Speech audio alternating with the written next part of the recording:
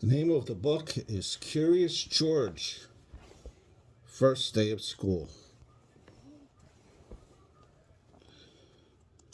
Why are you always saying that? I hope you put the book over there. That way you can see the pictures.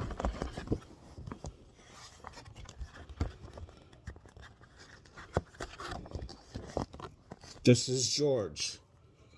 He is a good little monkey and always very curious. Today, George was so excited he could barely eat his breakfast. "You have a big day ahead of you, George," said his friend, the man with the yellow hat.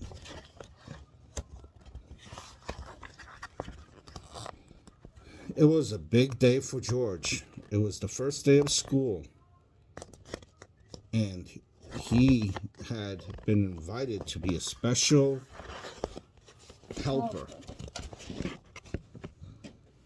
George and his friend walked to the schoolyard. Some of the children were nervous, but George could not wait for the fun to begin. In the classrooms, George's friend introduced him to Mr. Apple. "Thank you for inviting George to school today," the man with the yellow hat said to the teacher. Then he waved goodbye. "Have a good day, George. I'll be back to pick you up after school." The children were excited to have a monkey in class. "George is going to be our special helper," Mr. Apple told them. And what a helper he was. At story time, George held the book. At math time, the children could count on George. At recess, George made sure everyone had a ball and a well-balanced snack.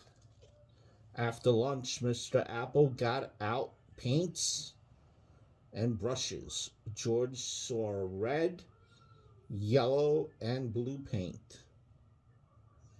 3 colors were not very many. George was curious. Could he help make more colors?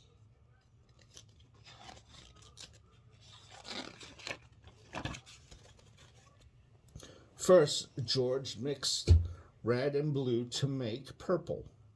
Next, George mixed red and yellow to make orange. Then George mixed yellow and blue to make green. Finally, George mixed all the colors to make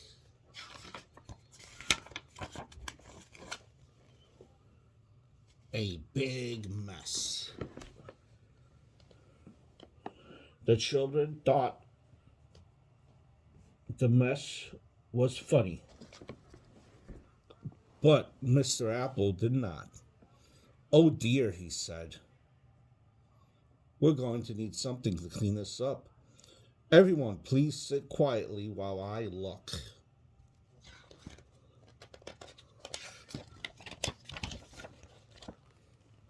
George did not mean to make such a mess, and he certainly did not want to sit quietly.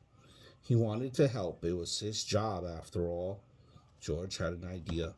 In the hallway, George found the closet. In the closet, he found the bucket. In the bucket, he found just what he needed: a mop.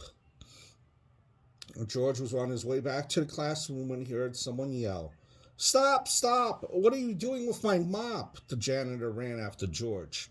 "Stop, stop! No running in the halls!" The principal ran after the janitor. But George was going too fast to stop. He grabbed the doorway and swung inside. And splosh! The bucket tipped, the mop dropped, and George slid across the floor. Now the mess was even bigger. Mr. Apple looked surprised. The principal frowned. The janitor just shook his head. And George, poor George, he felt terrible. Maybe he was not such a good helper after all.